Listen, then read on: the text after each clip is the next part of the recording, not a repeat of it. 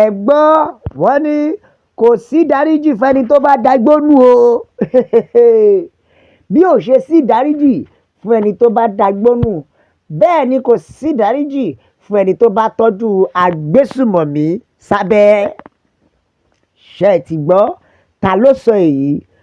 Moshood ni òun ló sọ èyí.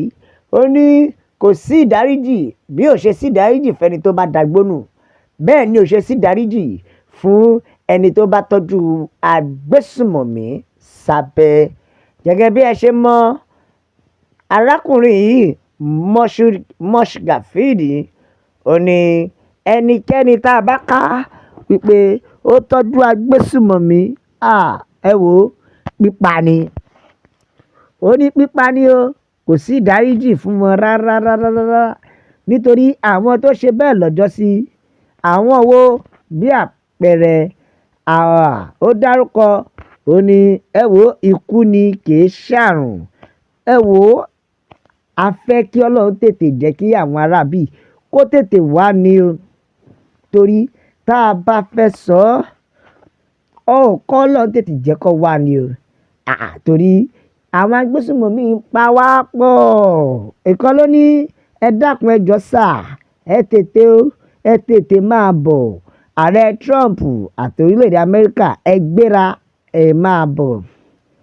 bẹ́ẹ̀ nìkan ní ọlọ́run tiẹ̀ bá wa ṣe pé thank God who are watching they forgive agbésùmọ̀mí ṣùgbọ́n wọn ò lè dáríjì Nnamdi Kanu àbí òfin àwọn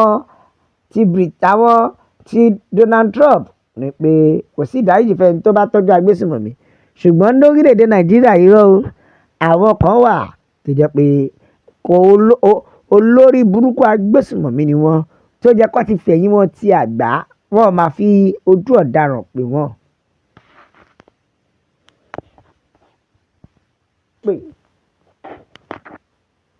bẹ́ẹ̀ nìkan ni all in the name of person ẹ ti fẹ́ fi pa ọmọ Nàìjíríà tán. gbogbo àwọn aráàbù yìí gan ó jẹ́ kí wọ́n ti pa wọ́n ní nítorí àwọn gan lágbésùmọ̀mí. bẹ́ẹ̀ jáka àtẹ̀jíṣẹ́ Tracy ó ní àsìkò ti tó kí gbogbo àgbáyé pa ọwọ́ pọ̀ nítorí àgbájọwọ́ la fi ń sọ̀yà láti fi kojú àwọn agbésùmọ̀mí nítorí ṣẹ́rí àwọn Islamic agbésùmọ̀mí àwọn ní ìṣòro ńlá tí gbogbo ìlú ń dojú kọ. bẹ́ẹ̀ dẹ̀kẹ̀ lọ́lẹ́ka wọ́n ní gbòǹgbò sí i níṣẹ́ ni wọ́n dàbí àrùn tó ń fọ́n ká. bẹ́ẹ̀ mo jẹ́rìí àwọn Amẹ́ríkà Israel àti àwọn ìlú tó kù torí pé wọn ò fi ààyè gbà who are not in support of this brainless set of people. wọn ò fààyè gbà àwọn wèrè yìí torí láti lè ṣiṣẹ́ wọn. The worst is that they are initiating children into it. wọ́n tún fa àwọn ọmọ kéékèèké wọnú ẹ̀. bó lọ́ ṣe ń fa àwọn wọ́n á pa òbí wọn tó bá pa òbí wọn tán wọ́n wá kó àwọn ọmọ lẹ́yìn tó bá kó àwọn ọmọ tán wọ́n wá tún ṣẹ̀ṣẹ̀ wá kó wọn sínú ẹgbẹ́ agbésùmọ̀mí wọn yìí náà. bẹ́ẹ̀ nìkan ni àwọn orílẹ̀-èdè Israel gbóyìn wọ́n o nítorí wọn ò láàánú fún agbésùmọ̀mí àti gbogbo ẹni tó bá ń tọ́jú agbésùmọ̀mí tó ń dáàbò bo agbésùmọ̀mí bíi tàwọn kan tá a mọ̀ bíi tàwọn Sheikh Gumi ó ní irú wọn ikú ló tọ́ sí wọn. bẹ́ẹ̀ ni torí tó bá jẹ́ pé bí àwọn Amẹ́ríkà àti Israel ṣe ṣe ni là ń ṣe Nàìjíríà ni kò jẹ́ kí irú Gumi yẹn kò jẹ́ kó wà láàyè.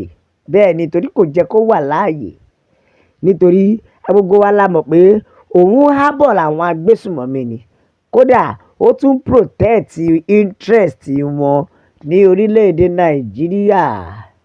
ẹ já ká àtẹ̀jíṣẹ́ àwọn èèyàn bẹ́ẹ̀ nìkan ni not even the agbésùmọ̀mí o but anyone who keeps them kò ṣe pé agbésùmọ̀mí nìkan ló máa pa ẹni tó bá tọ́jú wọn tàbí tó gbé wọn sábẹ́ àbí tó ń káàánú wọn ṣùgbọ́n kò ṣe bẹ́ẹ̀ Nàìjíríà yìí níbo. àwọn ìjọba Nàìjíríà wọn á tún fi ìgboyà sọ pé they've repent and now they've turned a new leaf and so therefore they are now in Nigerian military. Wọ́n á tún fi ìgboyà dáríjì agbésùmọ̀mí tó dẹ̀ jẹ́ pé wọ́n ti ní rẹ́kọ̀dì èèyàn tí wọ́n ti pa lọ bẹ́ẹ̀ lọ. Síbẹ̀ ẹ̀ tún wo agbésùmọ̀mí sùsùsù, ẹ̀ tún lẹ́yìn ẹ̀yin dáríjì. Ìjọba Nàìjíríà tó bá wá yá ẹ̀ wá sọ pé ẹ rìkúùtù repentant agbésùmọ̀mí, wọ́n tún sọ agbésùmọ̀mí wọ́n tún sọ wọ́n lórúkọ. Nàìjíríà ọgbà wà lórí àwọn ìjọba wa yìí, torí tí a bá fẹ́ sòótọ́ kò sí orílẹ̀-èdè ní orílẹ̀-èdè yìí mọ́.